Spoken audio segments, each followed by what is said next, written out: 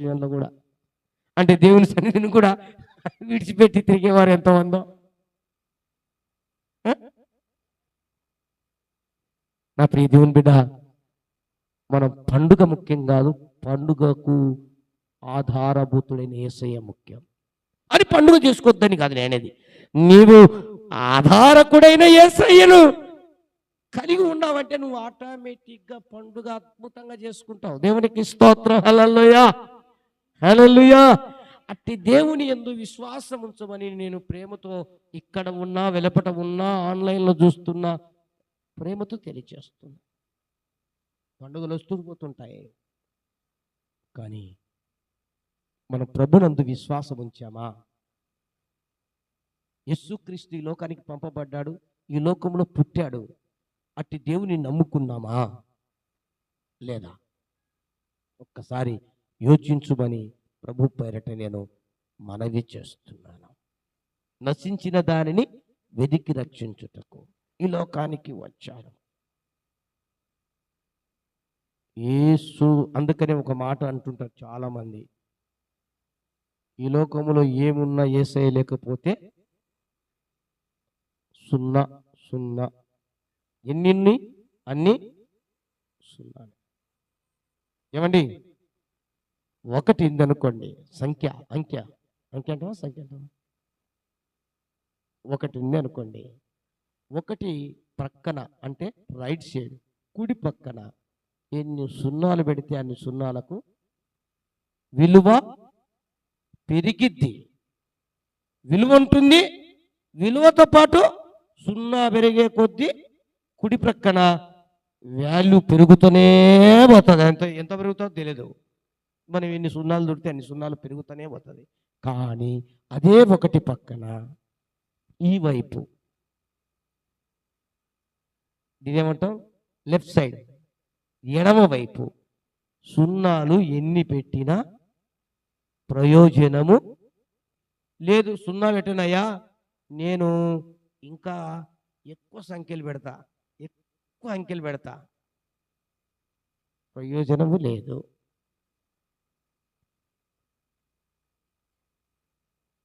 అందుకనే యేసును కలిగి ఉంటే మనం అవతల ఎన్ని ఆశీర్వాదాలైనా పొందొచ్చు. యేసు కలిగి లేకుండా మనం ఎన్ని ఉన్నా శూన్యమే, సున్నానే. అది ప్రతి వారు గ్రహించాలి. ఎందుకంటే ఎన్ని ఉన్నా అండి ఏమంటామని, అన్ని ఉన్నా అల్లు నోట్లో ఎంతోనే ఏముందండి, ఇంటికి తెచ్చాడంట అంతే. అంటే మనకు కొంచెం షార్ట్ కట్లు అర్థం కావాలంటే యేసుక్రీస్తు లేదే అంతా వ్యర్థమే. అందుకనే ఈ మనుషులు ఎవ్వరు కూడా ప్రపంచంలో నశించి నరకానికి వెళ్ళకూడదు అని ఆయనే వెతుక్కుంటూ వచ్చాడు ఈ లోకానికి. హల్లెలూయా.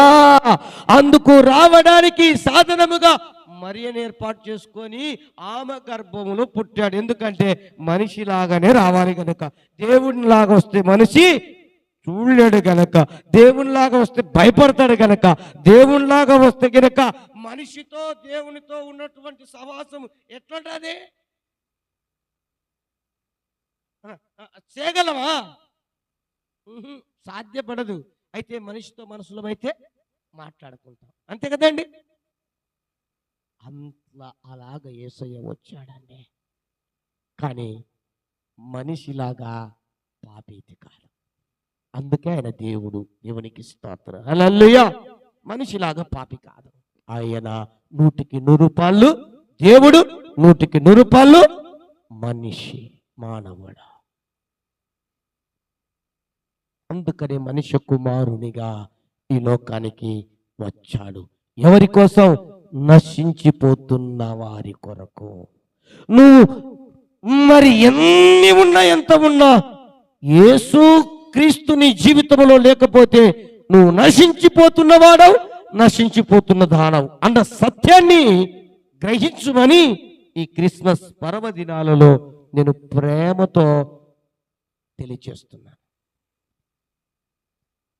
నిన్ను ప్రేమిస్తున్నాడు, స్టిల్ ఇప్పటి వరకు కూడా నేను ప్రేమిస్తున్నా, నీ కుటుంబాన్ని ప్రేమిస్తున్నాడు, నీ భర్తను ప్రేమిస్తున్నాడు, నీ భార్యను ప్రేమిస్తున్నాడు, నీ పిల్లలను ప్రేమిస్తున్నారు.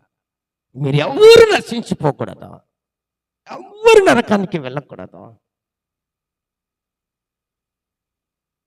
అందుకనే ఆయన ఈ లోకంలో పుట్టాడన్న విషయాన్ని అందుకనే మన క్రిస్మస్ ఇంత క్రిస్మస్లో అండి ఊరికే దాని క్రిస్మస్ అంటేనే ఏముందండి కొత్త గుడ్డలు, ఇంటికి గోడలకు సున్నాలు, తర్వాత మనకు బాగా మంచిగా రుచిగా పదార్థాలు చేసుకొని అయిపోయింది క్రిస్మస్ కదా.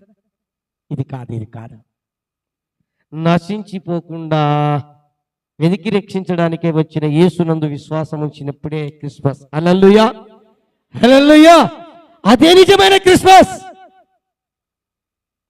అలాంటి వారికి రోజు క్రిస్మస్. దేవునికి స్తోత్రం, హల్లెలూయా. ఎందుకని ఇంకా లోపల ఉంటాడు కదా, పుట్టినవాడు ఇంకా పుట్టిన లోపల ఉంటాడు కాబట్టి ఇంక అంతే, ప్రతిరోజు పండగ. దేవునికి స్తోత్రం, హల్లెలూయా. కాకపోతే ఒక రోజు అనేది నిర్ణయించారు గనక ఈ క్రిస్మస్, ఆ పుట్టినరోజు ఉంది గనక ఆ పుట్టినరోజును మరింత హైలైట్ చేస్తూ ఇంకా ఇతరులకు తెలియజేయాలి, ఈ ప్రపంచానికి తెలియజేయాలన్న ఉద్దేశం తప్ప వేరొకటి ఆచార సంప్రదాయ పద్ధతుల్లోనో, లేకపోతే ఏదో అందరికీ పండుగలు ఉన్నాయి మనకు ఒక పండుగ అన్నట్టుగానో, లేదా అందరూ ఏదో చేస్తున్నారు మనం దీనికోసం కాదు. ఈయన ఆవశ్యకతను ఈ ప్రపంచానికి తెలియచేయడానికే ఆ రోజు. దేవునికి స్తోత్రం, హల్లెలూయా. మరొక విషయాన్ని జ్ఞాపకం చేస్తున్నాను. యోహాను సువార్త 6వ అధ్యాయము 38వ వచనం. నా ఇష్టమును నెరవేర్చుకొనుటకు నేను రాలేదు, నన్ను పంపిన వారి చిత్తము నెరవేర్చుటకే పరలోకములో నుండి, ఎక్కడి నుంచి దిగి వచ్చాడంట అండి? పరలోకముల నుండి దిగి వచ్చి తిని. ఈ మాట ఎవరు చెప్పారు? యేసయ్యే, దేవుడే, మనిషి కుమారుడే, పరిపూర్ణమైన మానవుడే, పవిత్ర దైవమే. ఏమంటున్నానండి? నా ఇష్టాన్ని నెరవేర్చుకొనుటకు నేను రాలేదు. మరి ఎవరి ఇష్టాన్ని? నన్ను పంపిన వాని యందు ఉండి ఆయన ఇష్టాన్ని నెరవేర్చడానికి. హల్లెలూయా. నేను అడుగుతున్నా, ఈ క్రిస్మస్ పర్వదినాలలో నీ ఇష్టాన్ని నువ్వు నెరవేర్చుకుంటున్నావా? యేసయ్య ఇష్టాన్ని నెరవేరుస్తున్నావా? యేసయ్య ఇష్టమును చేస్తున్నావా? నీ ఇష్టం వచ్చినట్లు నడుస్తున్నావా? యేసయ్యకు నచ్చినట్లు నడుస్తున్నావా? నీ ఇష్టం వచ్చినట్లు నడుస్తున్నావా?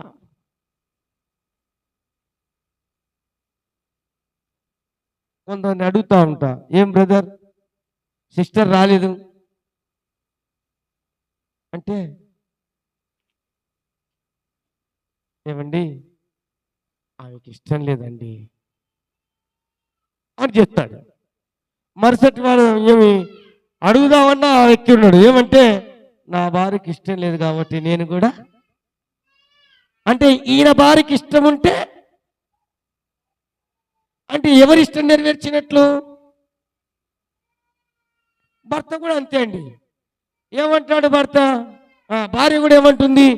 నా భర్తకు వచ్చేది ఇష్టం లేదండి, నేను మందిరానికి, అందుకోసమే దేవుని దగ్గరికి వచ్చేది ఇష్టం లేదండి, దేవుని నమ్ముకోవడం ఇష్టం లేదండి, బాప్తిసం తీసుకోవడం ఇష్టం లేదండి, నేను మారడం అన్నది ఇష్టం లేదండి, దేవుని మందిరానికి రావడం ఇష్టం లేదు నా భర్తకు, అందుకనే నేను కూడా రాలేకపోతున్నానండి, నేను కూడా నమ్ముకోలేకపోతున్నానండి, నేను కూడా అంటారా? మరి అప్పుడు ఎవరిష్టాన్ని నెరవేర్చినట్టు? పలకరండి. భర్త ఇష్టాన్ని నెరవేర్చినట్టు కాదా? అప్పుడు దేవుని ఇష్టం ఎక్కడుంది అడంగా? అందుకనే ఓ భార్య, ఓ భర్త,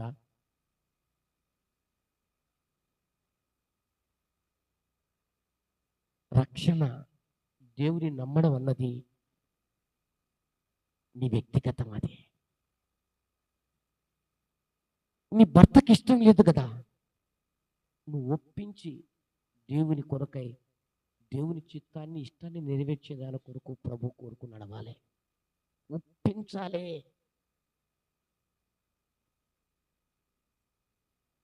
ఓ భర్త నీ భార్యను ఒప్పించాలి.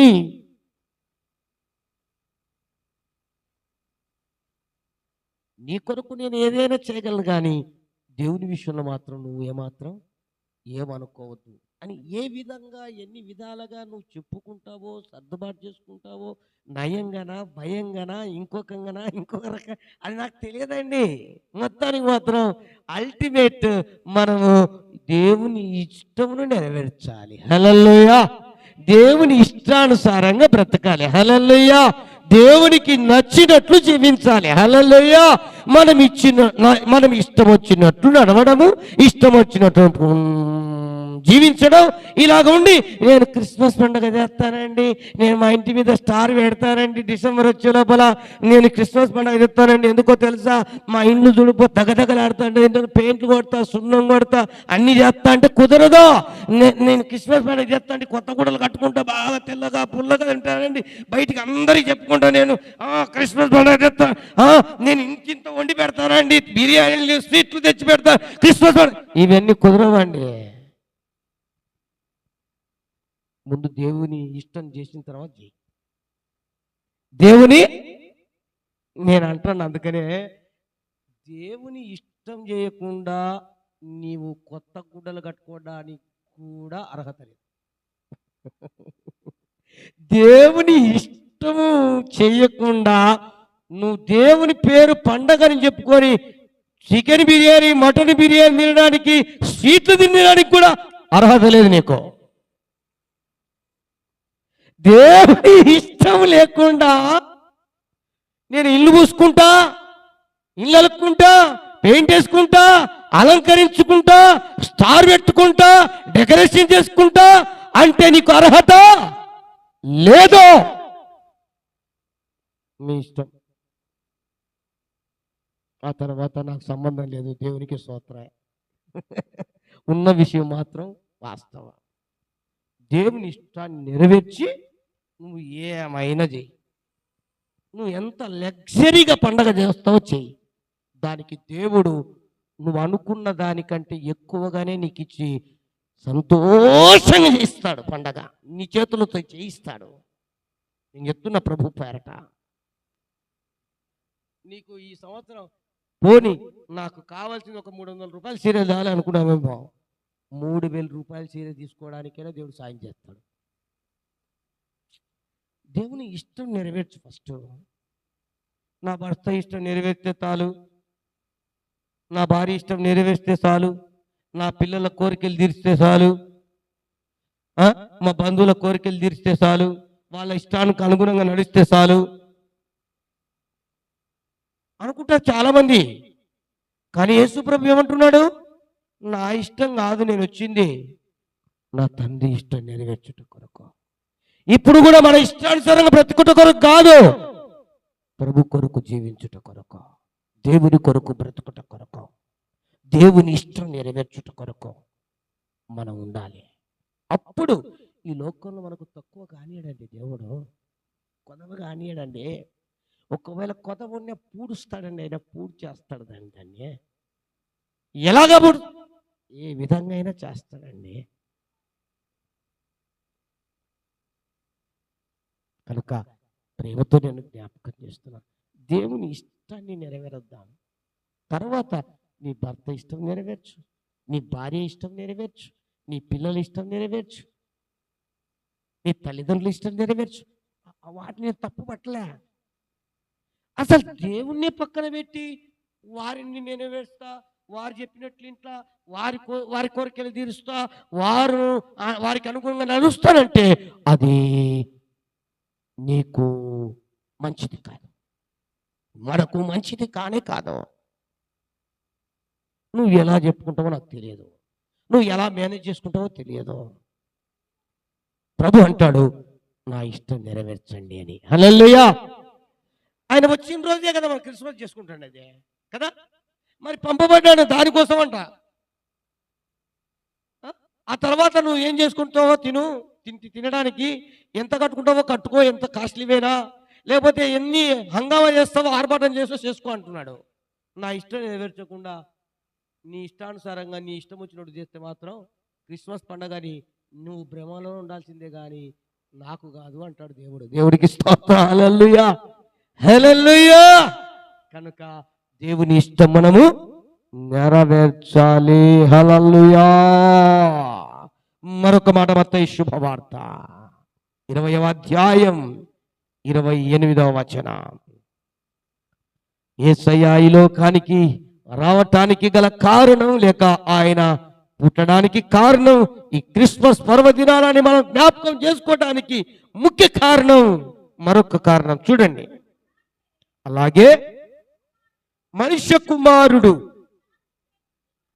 పరిచారము చేయించుకొనుటకు రాలేదు కానీ పరిచారము చేయుటకును అనేకులకు ప్రతిగా విమోచన క్రయధనముగా తన ప్రాణం ఇచ్చుటకు వచ్చేనని చెప్పాను. చాలు, అర్థమైంది ఈ మాట? ఎంతమందికి అర్థమైంది? చేతండి, దేవునికి స్తోత్రం. హల్లెలూయా. అర్థం కాకపోతే ఇంకా కాస్త క్లియర్గా చెప్తాను. ఆయన అంటున్నాడు, పరిచారం అంటే మీకు తెలియకపోవచ్చేమంటే సేవ చేయటం, లేదా ఉపచారం చేయటం, అంతే కదా, లేదా మేలు చేయటం, లేదా సహాయం చేయటం, అంతేనా అండి? ఇవన్నీ పరిచారం చేసుకోవడానికి. మనము ఒకరికి మనం చేయాలండి, లే మనకే చేయాలి అందరూ. ఏంది, నువ్వు పరిచారం చేస్తావా? నాకే చేయను. సాయం చేస్తావా? నాకే చేయి. మేలు చేస్తావా? నాకే చేయి. సేవ చేస్తావా? నాకే సేవ చేసుకో. ఏం చేస్తావు? కొంచెం బయటికి తీసుకుపోయి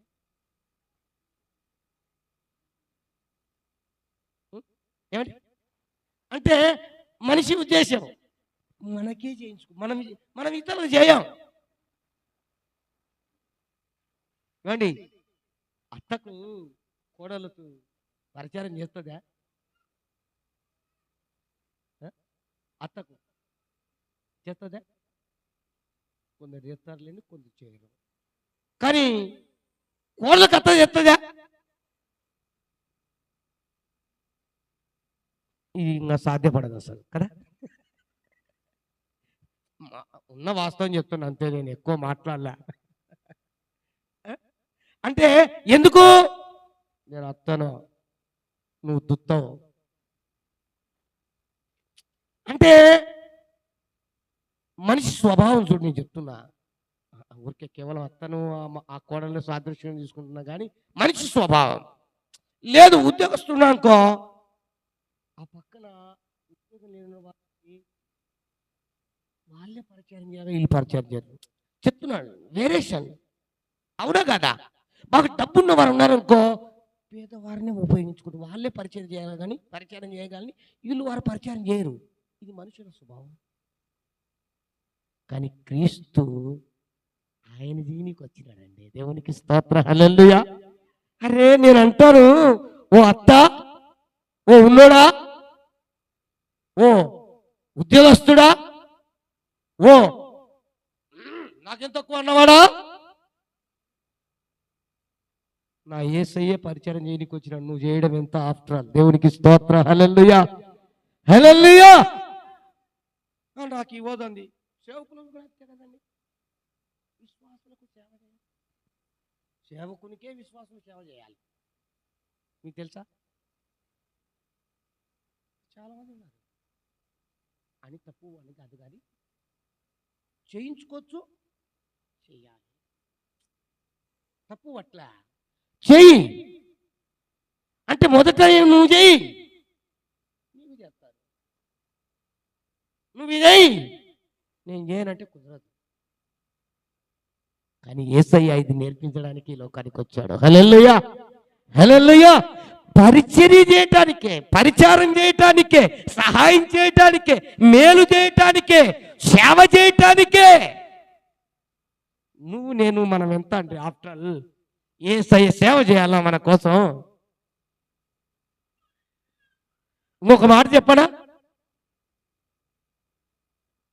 దేవుడై ఉండి మనిషి కుమారుడై ఉండి మనిషి పాదాలు కడిగినటువంటి వాడు నజరేయుడైన యేసు. హల్లెలూయా.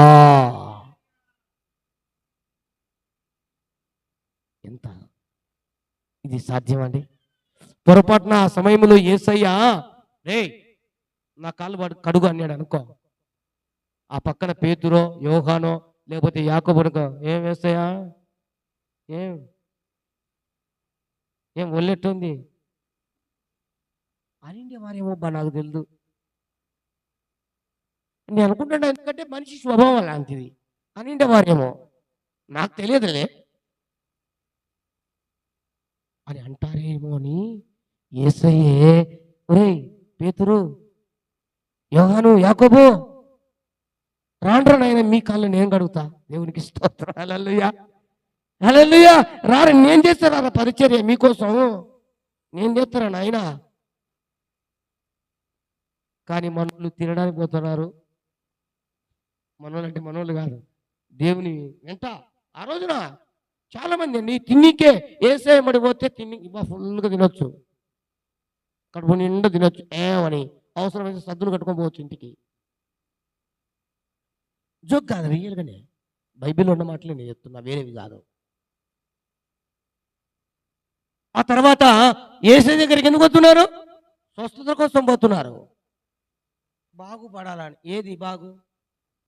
ఆరోగ్యం బాగుపడాలని. ఇంకా దేనికోసం పోతున్నారు? యేసయ్య వెంట ఎందుకు తిరుగుతున్నారు? కొంచెం గ్రిప్ ఉంటుందని.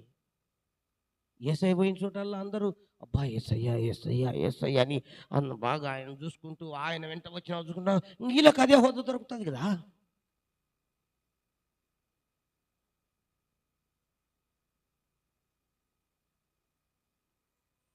ఈనాడు ఈ లోక సంబంధమైన శరీర సంబంధమైనటువంటి విషయాలలోనే ఆలోచన చేస్తూ, ఏమండి నేను ఆమె కంటే వయసులో పెద్దదాన్ని, లేదంట ఆమె కంటే నేను కుటుంబంలో ఉన్నతంగా ఉన్నదాన్ని, ఆమె కంటే ఆయన కంటే నేను బాగా మంచి, ఆయన అంటే ఏదో కూలి పని చేసుకున్నాను, నేను ఉద్యోగస్తుని, ఆ కుటుంబం అంటే ఏమి లేని స్థితిలో ఉంది, నేను ధనవంతుని, వాళ్ళకంటే ఇల్లు లేదు, నాకు మంచి బంగళా ఉంది, వాళ్ళకంటే పేరంటూ లేదు, నాకు మంచి పేరుంది, వాళ్ళకంటే అన్నట్టుగా లేని వారిని ఉపయోగించుకుంటూ సేవ చేయించుకుంటున్నారా కానీ ఉన్నవారు సేవ చేసే వాళ్ళు ఉన్నారా అండి ఈ లోకంలో? కానీ యేసయ్య ఉన్నాడు. హల్లెలూయా. హల్లెలూయా. అందుకే ఆయన దేవుడు. హల్లెలూయా. అందుకే మన మనుషులం, అందుకే మన మనుషులు, అందుకే ఆయన దేవుడు. ఇంతే తేడా, ఏం సింపుల్. కనుక జ్ఞాపకం చేసుకున్నాం, ఎంతసేపు ఉన్నా మనం ఇతరులకు పరిచర్య చేయటానికి ఇష్టపడాలి. దేవుని పని చేయటానికి, లేదా మనిషికి సహాయం చేయటానికి, మనిషికి ఉపయోగపడటానికి, మనిషికి మేలు చేయటానికి, మనిషికి ఉపచారం చేయటానికి ఉపయోగపడాలి తప్ప నాకే చేయాలనుకోకూడదు. నేను అంటాను, నువ్వు ఒక్కరికి చేస్తే నీకు ఒక్కరితో కాదు అనేకులతో చేయనిస్తాడు. ఆమేన్. హల్లెలూయా. ఇది సత్యం అండి.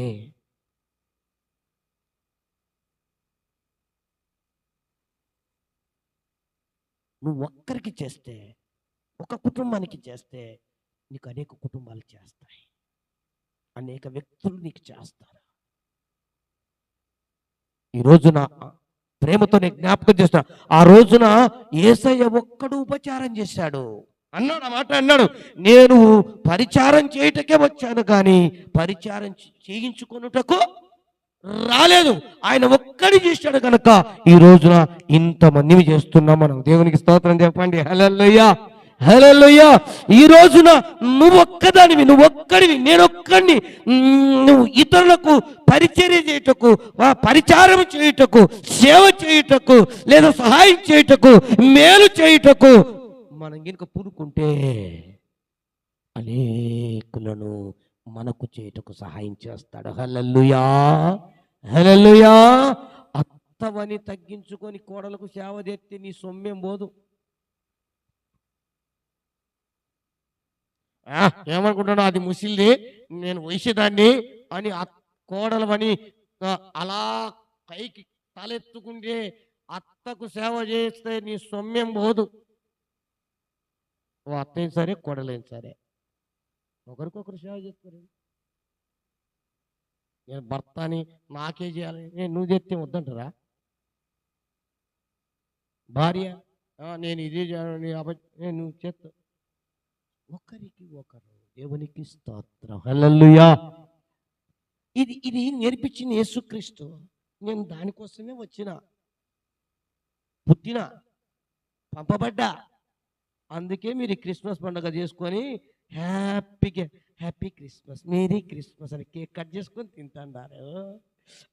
ఆ తర్వాత బాగా అలంకరించుకుంటున్నారు. ఓ నెల 2 నెలల ముందే ఏ డ్రెస్ కొంటే బాగుంటుంది, ఏ కలర్ తీసుకుంటే బాగుంటుంది, ఏ టైప్ తీసుకుంటే బాగుంటుంది, ఎంతమందిని పిలిపించి బిర్యానీ చేసుకుంటే బాగుంటుంది, వారికి పెడితే ఆలోచన చేస్తున్నారు. మంచిదే చేయండి.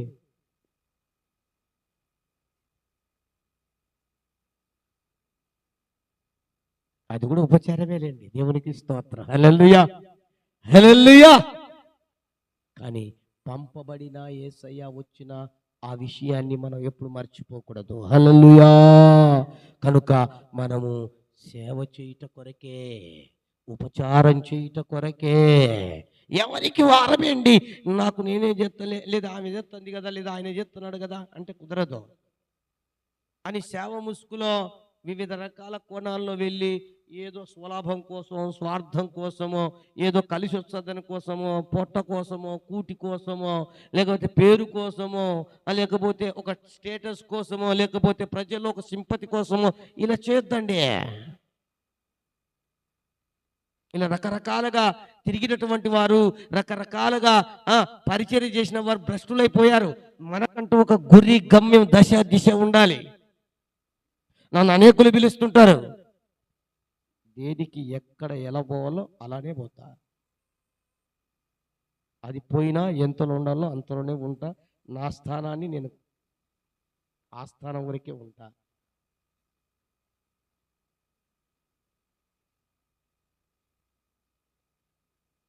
కానీ ఈ రోజున నా ప్రియ దేవుని బిడ్డల క్రిస్మస్ సీజన్లో చూడండి, విశ్వాసుల సహితం, లేదంటే కనుక ఆలు ఓనమాలు రాని వారి సహితం,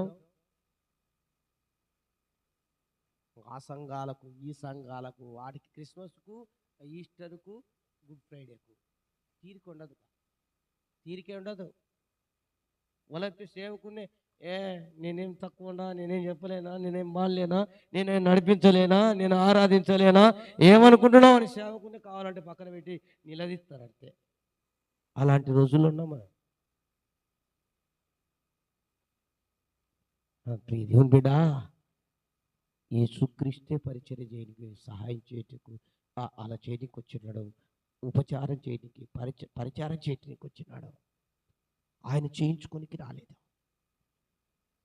మనం కూడా అలా ఉండాలని ప్రభు కోరుకుంటున్నాడు ఈ క్రిస్మస్ పర్వదినాలలో. హల్లెలూయా, హల్లెలూయా. జ్ఞాపకం చేసుకుందాం.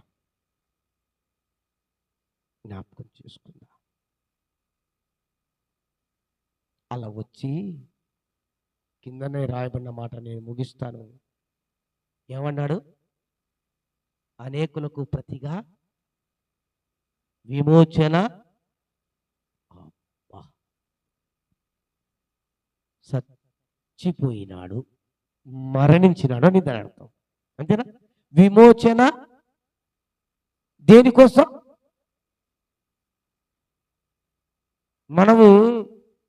మనం చచ్చిపోతే మనం ఒక పీడ పోయింది అనుకుంటారు కదా. ఒకవేళ ఏమన్నట్టే కనుక ఓన్లీ ఉండి ఏం సాధించేసినాడు, ఏం సాధించేసింది పోతే పోని భూమి మీద భారం. అంటే మనం దత్తే వచ్చిందేది లేదు, పోయిందేది లేదు. యేసయ్య చచ్చిపోతే మరణిస్తే ఏమొచ్చిందంట? విమోచన. విమోచన. విమోచన.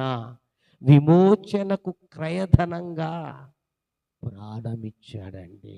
అబ్బో, నిన్ను ప్రాణం పెట్టమనలా ఈ వాక్యం చెప్పి. నువ్వు ప్రాణమి అనా అట్లా. కాకపోతే ఈ లోక రీత్యా, శారీర రీత్యా, ఈ లోక సంబంధంగా మన పాపముల నిమిత్తం, అపరాధముల నిమిత్తం చచ్చిపోవాలి. అది దాని విషయం. ఏమండి, ఆయన చచ్చిపోతే అనేకులకు రక్షణ ఏ విధంగా విమోచించుట ద్వారా, పాపాల నుండి విడుదల కలగజేయటం ద్వారా క్రయధనం అంటే చెల్లించాడు, రక్తాన్ని చెల్లించి వెలగబెట్టి కొన్నాడు. కానీ మనము అలా చావనక్కర్లే ఇతరుల కోసం, కనీసం నీ కోసం నువ్వు చావు. ఏంది పాస్టర్ సావు అంటాడు? ఏం పాస్టర్ ఆయన అందరిని చంపుతున్నాడు అంటారా? అంటే అంటే నేనేమంటా అంటే, నీ పాపముల నిమిత్తం, నీ అపరాధముల నిమిత్తం నువ్వే ఆల్రెడీ నువ్వు అనుకుంటున్నావు బతుకుతున్నావు, నువ్వు అనుకుంటున్నావు కాదు. మనం అనుకుంటుండొచ్చు. బైబిల్లో రాయబడింది, మీరు మీ పాపముల చేత, అపరాధముల చేత చచ్చిన స్థితిలో మీరు ఉండగా క్రీస్తుతో కూడా మిమ్మల్ని బ్రతికించెను. హల్లెలూయా.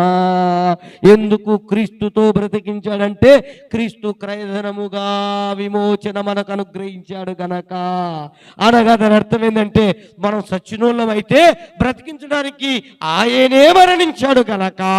అనగా మన పాపముల కొరకు, మన అపరాధముల కొరకు మనం చనిపోవలసి ఉండగా, మనల్ని చనిపోనివ్వకుండగా, మనల్ని సిలువ వేయనీయకుండగా, మనము సిలువ మోయనీయకుండగా ఆయనే సిలువ మోసి, ఆయనే సిలువలో మన కొరకు, మన స్థానములో మరణించినటువంటి దేవుడు. హల్లెలూయా.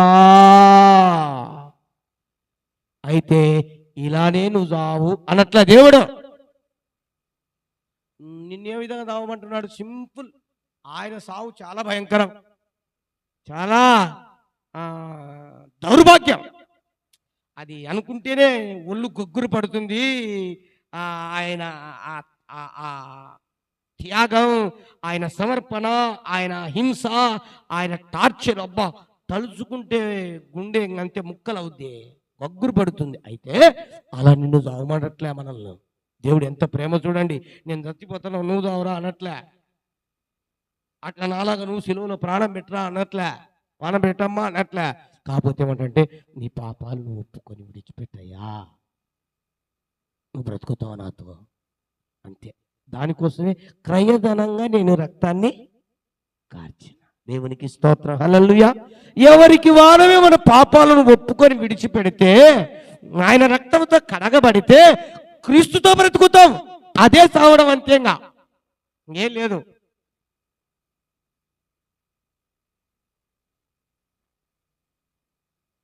ఇచ్చేస్తా సార్. అందుకే ఆయన వచ్చింది, పర్పస్ రావడానికి కారణం, ముఖ్య కారణం అదే.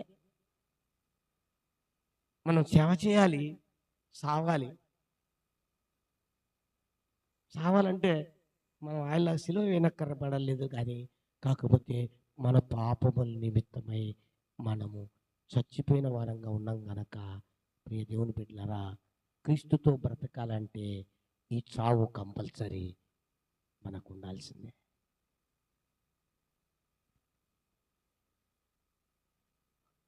పాపముల కొరకు చస్తేనే క్రీస్తుతో ఉంటాం, క్రీస్తుతో బ్రతుకుతాం. దాని కొరకే క్రయధనముగా క్రీస్తు లోకానికి వచ్చాడు. నేను ముగిస్తున్నాను. ఈ క్రిస్మస్ పర్వదినాలలో ప్రభువును స్మరిస్తూ అనేక విధాలుగా సంతోషిస్తున్న మనకి మహా సంతోషకరమైన దేవుని మాటలు ఈ రోజున మనకు వినిపించాడు. ఇప్పుడైనా, ఇక్కడైనా, ఉన్న చోటున ఎక్కడ ఉన్నా ఒక చిన్న తీర్మానం ప్రార్థన చేసుకొని, ప్రభువా నువ్వు వచ్చిన సందర్భం, నువ్వు పంపబడిన తీరు, నువ్వు పుట్టిన విధానం క్రిస్మస్ పండుగగా మేము ఆచరిస్తున్నాం, అనుసరిస్తున్నాం. అయితే నిజమైన వాస్తవిక సత్యాలేమిటో ఈ రోజున నాకు తెలియపరిచినావు. ఈ రకంగా నేను జీవిస్తానయ్యా అని ఒక చిన్న తీర్మానం చేద్దాం. మోకరించండి, ప్రార్థన చేసుకుందాం. చేతులు జోడించి కళ్ళు మూసుకుందాం. ఒక చిన్న తీర్మానంతో ప్రార్థన